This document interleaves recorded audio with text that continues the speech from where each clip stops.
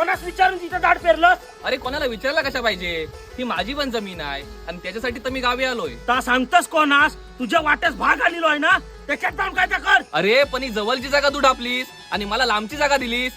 या बघ, जागेचा वाटप या पंचायत बसून झालेला होता, तेव्हा तू काय म्हणायचो, माझ काहीतरी लांबची जागा द्यावा, गावी आहे कोण शेती कराय, आणि तेव्हा सगळ्या कुरियाडा स्वतःच्या जांभी लावलंस, आणि आता रेशनचं तांदूळ मिळायचं बंद झालं तेव्हा तू गावची शेती हटवली काय रे? ते काय मला माहित नाही, माझी पण पोरं मुंबईत आहेत, त्यासनं काही परवडत नाही, त्यामुळे यंदापासून मी सगळ्यात गावातच पुरवणार आहे. मग स्वतःच्या भागातल्या जांभी तोड आणि त्याच्यात कुरियाड घाल आणि पुरा स्वतःच्या पोराडोरासनी. माझ्या भागात इथं पाऊल पण टाकायचा नाही. अरे असा कसा बोलतोस, भावाची काहीतरी किंमत ठेव. किंमत तू किती ठेवलंस रे?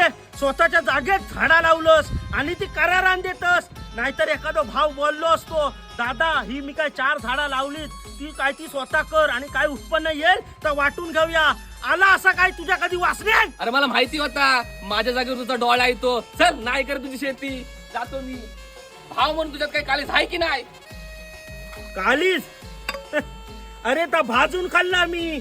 आलो मोठो ज्ञानाच्या गोष्टी करणार.